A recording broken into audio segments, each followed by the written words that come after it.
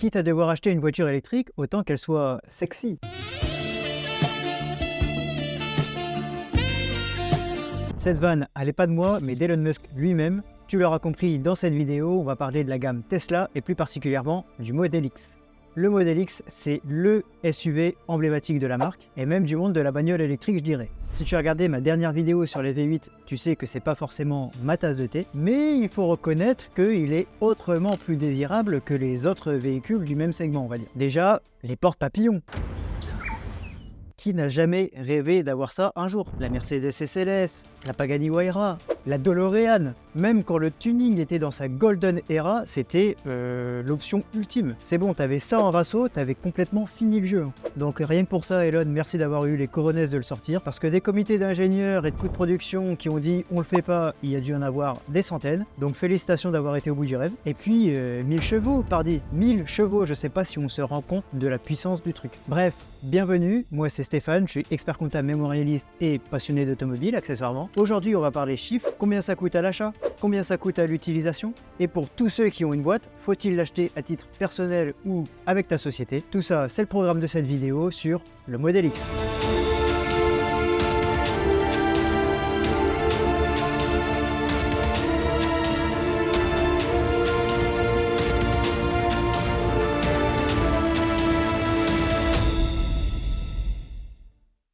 Alors, pour commencer, combien ça coûte?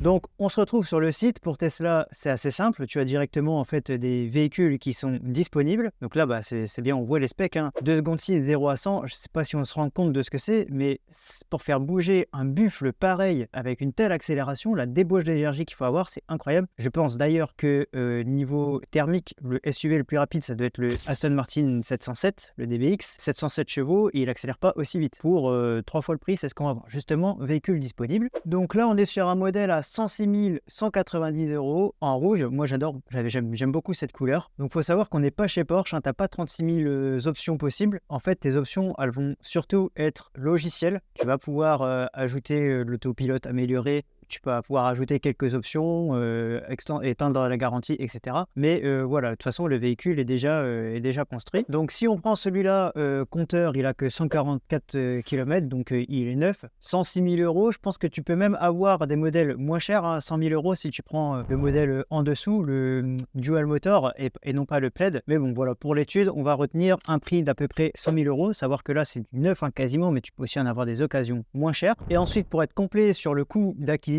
on va regarder la carte grise. Alors chez moi, la carte grise, il faut savoir que c'est en 2024 36,20 € du cheval. Donc là, la voiture, elle fait 15 chevaux fiscaux en modèle Plaid. Donc si je fais ma multiplication, ça devrait me coûter 547 €. À savoir cependant que certaines régions font une remise de 50% si ton véhicule est électrique. C'est le cas ici avec le Model X et c'est le cas aussi de ma région. Donc moi, la carte grise pour ce modèle-là, elle me coûte que 274 €. Donc là, pour le coup, c'est vraiment rien. C'est là qu'on voit déjà le gouvernement, l'ambition sur les voitures électriques qu'il a, puisque sur ma vidéo sur les V8, on a bien vu que la carte grise, elle était hors de prix, et en plus, il y avait le malus à 60 000 € que là, tu n'auras pas du tout. Là, il n'y a pas de malus, il y avoir même des bonus. Bon, sur ce prix-là, il n'y aura pas de bonus parce que c'est un véhicule cher, c'est un véhicule haut de gamme, luxe, mais sur les véhicules de moins de 47 000 € produits en Europe, tu pourras avoir un bonus qui est quand même assez important. Maintenant qu'on connaît son coût d'achat, on va passer au coût d'utilisation. Et pour le coût d'utilisation, on va regarder 3 choses. Le coût des recharges électriques, évidemment, le coût de l'assurance et le coût d'entretien. Alors déjà, on va regarder le coût des recharges électriques. Et pour savoir ça, on va se poser la question, évidemment, de combien ça consomme. 1000 chevaux, 2,6 secondes du 0 à 100, évidemment, ça ne va pas être une petite consommation. Donc, je vais aller me rendre directement sur le site de Tesla. Donc, pour tous ces modèles, Tesla met à disposition une matrice, en fait, pour savoir quelle est la consommation, le poids du véhicule, l'équivalent litre au 100 km en carburant. Donc ça, je trouve que c'est aussi intéressant pour pouvoir comparer justement avec les véhicules thermiques. Les émissions de CO2, évidemment, ça va être zéro partout, mais ils jouent quand même le jeu puisqu'ils mettent les émissions de CO2 grammes par kilomètre, qu'une petite étoile, en fonction de la pollution que génère la production d'électricité. Comme tu sais, en France, c'est principalement du nucléaire, donc ça reste quand même plutôt propre, mais dans d'autres pays comme l'Allemagne, ça va être du charbon, donc évidemment, les émissions de CO2, c'est pas si vert que ça. Donc là, on va directement sur le modèle qui nous intéresse. Donc là, on avait mis un modèle X Plaid, donc 2510 kg, évidemment, c'est quand même un poids assez important. Et donc la consommation, on est à peu près à 20 kWh au 100 km. Il me suffit maintenant de savoir quel est à peu près le coût du kilowattheure. Donc il faut savoir que ça restera toujours moins cher de recharger chez toi. D'ailleurs, je te rappelle qu'il y a des crédits d'impôt pour l'installation d'une borne électrique à la maison. C'est 75% des dépenses jusqu'à 300 euros. Et le coût du kilowattheure, ça dépend de ton contrat. Ça va être entre 17 et 24 centimes. Il faut savoir aussi que là, au niveau de ton contrat EDF, tu as possibilité de prendre des contrats heure pleine, heure creuse qui font que si tu recharges la nuit, par exemple, c'est un petit peu moins cher. Mais là, pour les besoins de l'étude, on va prendre 20 centimes le kilowattheure. Donc, c'est très simple. En fait, ça va me coûter 4 euros de faire 100 km. 20 kWh fois 20 centimes, ça fait 4 euros. Et là déjà on voit que c'est un gros avantage vis-à-vis du thermique, puisque pour un mastodonte équivalent avec un V8 à l'intérieur, j'aurais forcément fait au moins du 11 litres au 100 à 1,90 €, 2 euros le litre de samplon, ça m'aurait coûté 22 euros de parcourir 100 km. Donc là évidemment en coût d'utilisation juste pour les recharges, je suis beaucoup moins cher. Donc maintenant disons que je vais parcourir 20 000 km dans l'année, annuellement je vais donc avoir un chèque à faire de 800 euros pour recharger mon véhicule. Maintenant, parlons assurance. Alors, l'assurance, je me suis un petit peu regardé sur ma Lynx le Lynx.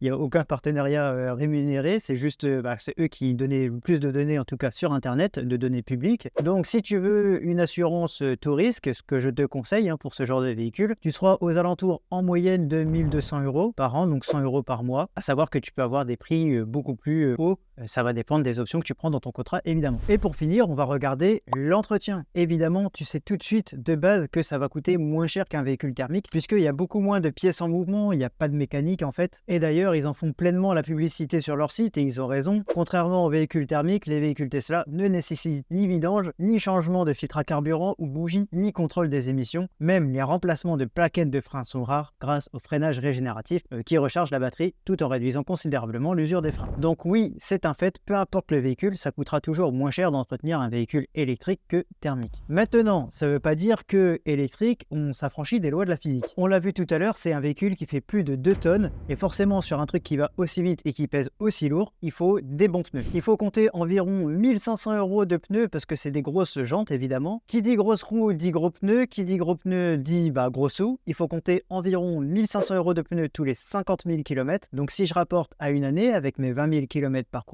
ça me fait à peu près 600 euros annuels de pneus. À ça, on va rajouter les consommables comme les essuie-glaces, les filtres habitacles par exemple. On va se donner un budget d'environ 100 euros par an, je pense que c'est pas mal. Donc le total coût d'entretien, on sera aux environs de 700 euros par an. Maintenant, on va regarder la simulation pour savoir si c'est plus intéressant pour moi d'acheter à titre personnel ou avec ma société un Model X.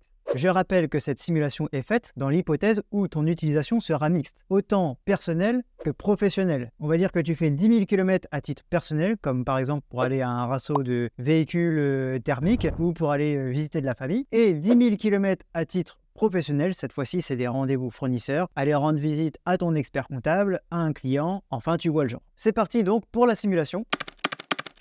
Et on commence par l'acquisition à titre personnel du véhicule. Donc quand tu achètes le véhicule personnellement, c'est très simple. L'intégralité, autant du coût d'achat que du coût d'utilisation du véhicule, est à ta charge. Il n'y a que l'utilisation à titre professionnel que tu vas pouvoir refacturer à ta société. Et donc en fait, pour te payer cette facture, entre guillemets, la société va te verser des indemnités kilométriques. Elle va te rembourser des frais. Ces indemnités kilométriques, c'est très simple, elles sont calculées en fonction d'un barème, du nombre de kilomètres que tu vas parcourir et de la puissance fiscale du véhicule. Ce barème, tu peux directement le récupérer sur le site des impôts. Donc là, on est sur 20 000 km annuels, on est sur un véhicule qui fait plus de 7 chevaux. Donc le barème, ça va être distance fois 39 centimes plus 1515 euros. À savoir cependant, très important, que depuis 2021, le montant des frais de déplacement calculés est majoré de 20% pour les véhicules électriques. Ça veut dire que, encore une fois, là, l'État te fait un cadeau du fait que tu roules à l'électrique et te permet de déduire plus sur ta société, de rembourser plus en indemnité kilométrique. Donc là, voilà ce que ça va faire. On est à 6 546 euros d'indemnité kilométrique qui vont être remboursés par la société. Et forcément, eh bien, ça amène à la ligne d'en dessous l'économie d'IS. C'est très simple à comprendre. C'est tout simplement comme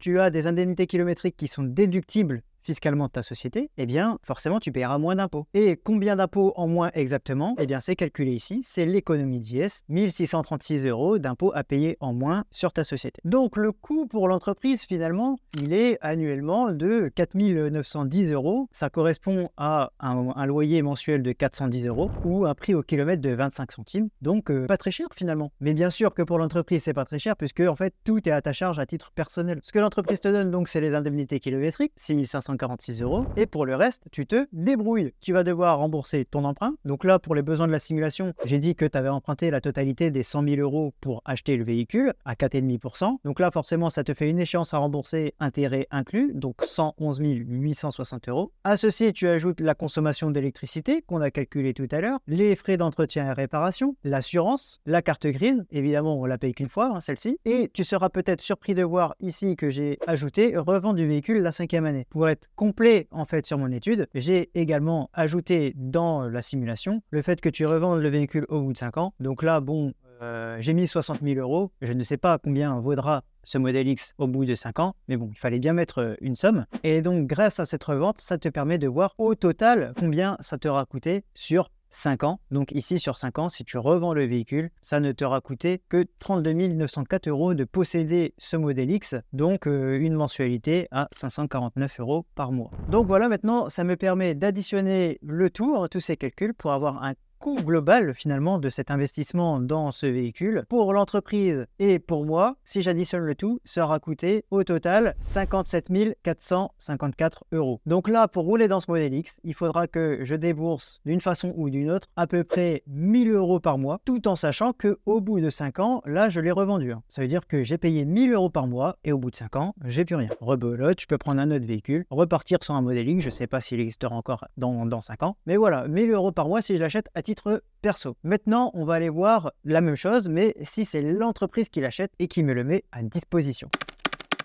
Ici, c'est complètement différent. La gymnastique est complètement inversée. Là, c'est l'entreprise qui achète le véhicule. L'intégralité du coût d'achat et d'utilisation sera pris en charge par la société et c'est la société qui va me le mettre à disposition. Donc, on regarde exactement comment ça va se passer. On commence par l'amortissement du véhicule. Alors, il y a une première chose à savoir, c'est que pour les véhicules électriques, tu peux amortir séparément le prix du véhicule et le prix de la batterie. Donc là, on était parti sur un modèle X à 100 000 €. Donc, tu vois que ça a été divisé ici entre le prix de la batterie, j'ai regardé sur internet, ça vaut à peu près 22 400 € la batterie et 77 600 €, donc le reste du véhicule. Je rappelle ici encore que l'amortissement, c'est une charge comptable déductible de tes impôts. Et en contrepartie, on considère que comptablement, le véhicule perd de sa valeur chaque année pour valoir au bout de 5 ans 0 €. On est d'accord, là j'ai dit que le modèle X, si je le revendais dans 5 ans, je le vendais au prix de 60 000, mais comptablement, il vaudra 0. C'est important pour la suite. Donc ensuite, une fois que j'ai calculé mes amortissements par an, j'ai évidemment les intérêts de l'emprunt. Je vais avoir également le coût de l'électricité, les frais d'entretien, les frais d'assurance, la carte grise ici aussi. Et là, je vais tomber sur un poste nouveau par rapport à tout à l'heure, c'est les charges patronales sur un avantage en nature. Alors, un avantage en nature, pour rappel, c'est tout simplement une rémunération qui n'est pas de l'argent pour l'associé. En fait, c'est très simple. Si tu veux te rémunérer sur une société, soit tu prends un salaire, soit tu prends des dividendes.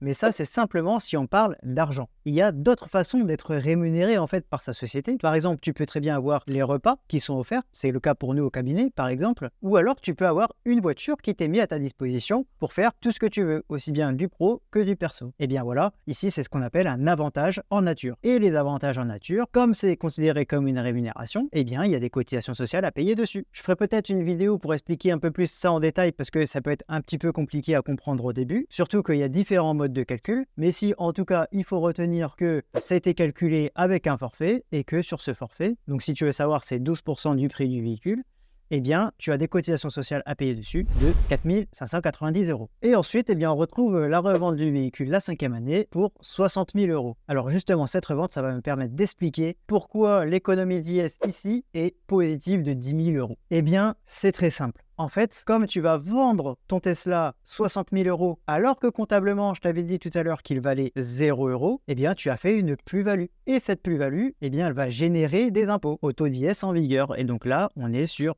10 423 euros. Donc, le coût total pour l'entreprise au bout de 5 ans, il est de 78 337 euros. Mais c'est pas terminé puisque tu vas aussi avoir un coût à titre personnel. Personnellement, en fait, comme tu as eu une rémunération, un revenu, tu vas devoir payer un impôt sur le revenu. C'est dans l'IR et tu vas devoir payer ici 3060 euros. Bon, ici, pour les besoins de la simulation, j'ai mis que tu avais un taux marginal d'imposition à 30%, que tu étais célibataire, que tu n'avais pas d'enfant. Mais évidemment, cet IR est amené à être réduit si tu as un quotient familial plus élevé, etc., etc. Allez voir la vidéo sur l'IR. Donc là, au bout de 5 ans, tu auras quand même lâché 15 000 euros d'impôts. Et donc, si je prends tout ça, coût de l'entreprise plus coût de l'utilisateur, le coût global sera de 93 637 euros. Soit, sur les 5 années, 1561 euros par mois, sachant que j'ai lâché ça tous les mois et que je n'ai plus rien. Là, je l'ai vendu mon modèle. 94 centimes du kilomètre, ça commence à faire un petit peu cher, surtout si on a tendance à beaucoup rouler. Alors, la conclusion, qu'est-ce que c'est? Eh bien, on va se dire,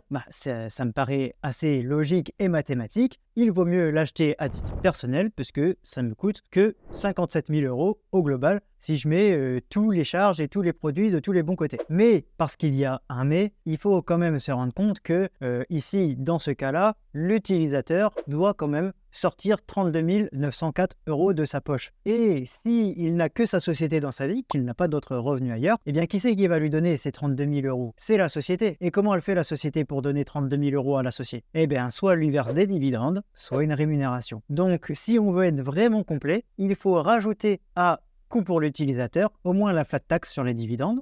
Et donc là, on a vraiment le coût total et effectivement, ça reste quand même plus intéressant de l'acheter à titre personnel. Et donc là, on aura un coût total de 71 555 euros. Pour l'entreprise, donc c'est beaucoup plus cher. Si j'achète avec l'entreprise, j'arrive à 93 637 euros. Mais enfin, c'est pas forcément une solution non plus à négliger. Tu peux avoir en fait beaucoup de cash sur ta société et vouloir le dépenser sans avoir à être impacté à titre personnel. Et dans ce cas, cette solution peut être intéressante quand même, puisqu'ici, c'est l'entreprise qui finance tout.